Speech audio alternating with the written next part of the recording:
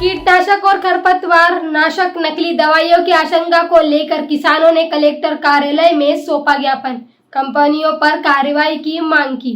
नमस्कार, मैं आयुषी, आप देख रहे हैं नो फिकर न्यूज।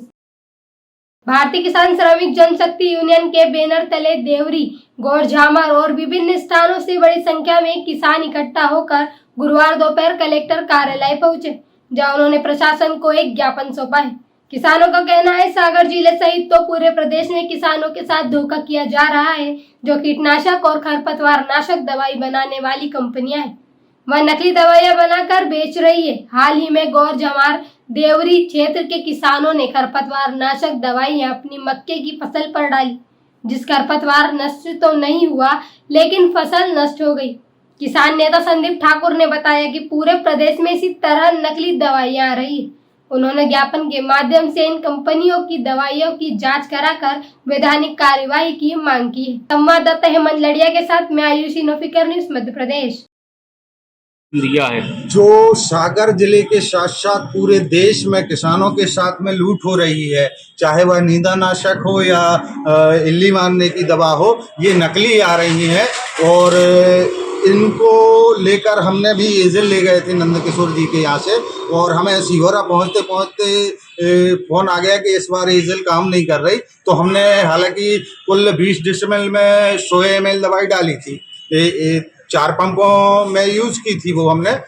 दुकानदार का कहना था कि 4 से 5 पंप लगेंगे 1 एकड़ में, लेकिन हमने 20 डिसमिल में 4 पंप डाले और तकरीबन 150 ग्राम दवाई का यूज़ किया हमने 20 डिसमिल में, और हमारा कचरा नहीं मरा। हालांकि हम 3 लीटर ले गए थे, बाकी जो के त्यों पैक है, और इसको अभी नंदकिशोर को वापस करने जाएंगे। और भी साथी हमारे साथ में है देवरी के, उनने मक्का की दवाई डाली है, वो भी असफल हुई है। और इल्ली की दवाइयाँ भी ऐसे ही आ रही हैं जैसे कीट प्रभावी हो चुके हैं, वो मर नहीं रहे हैं। और पूरे मध्य प्रदेश में यही हाल है।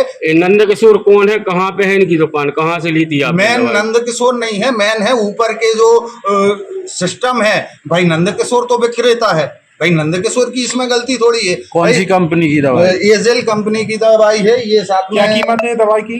है कीमत 1400 रुपये। एजेल है।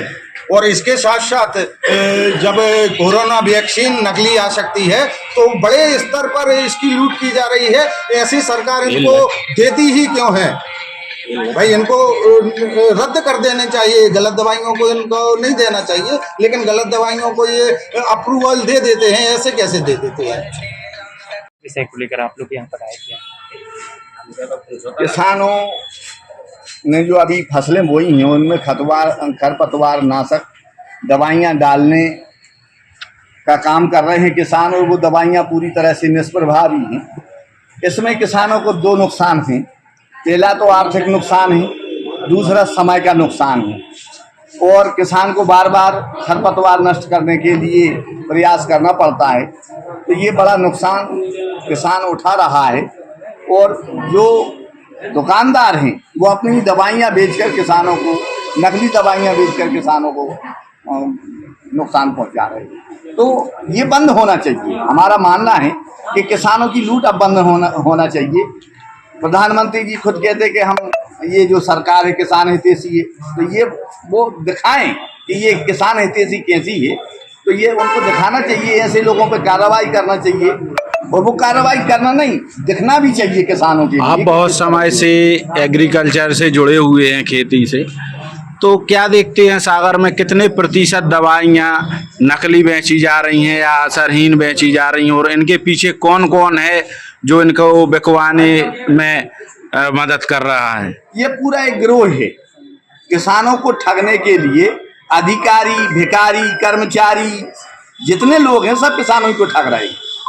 अब ये कैसे ठग रहे हैं? ये इनका एक संगठन है। किसान अगर कहीं शिकायत करता है तो उसकी सुनी नहीं जाती। कोर्ट कचहरी किसान करेगा तो वो लुट जाएगा। अब किसान कहाँ कहाँ जाए अपनी व्यथा लेके? तो एक तो पर वो थक हार के बैठ जाता है। अगर अधिकारी इन व्यक्तियों पे कार्रवाई करें जो भ्रष्टाचार कर रहे हैं, भ्रष्टाचार के द्वारा लोगों को आगे बढ़ा रहे हैं कि किसानों को लूटो, तो ये बंद होना चाहिए। क्या नाम लिखती? धनीराम गुप्ता, मैं भी किसान हूँ, तो किसानों के लिए लड़ाइयाँ लड़ता रहता हूँ।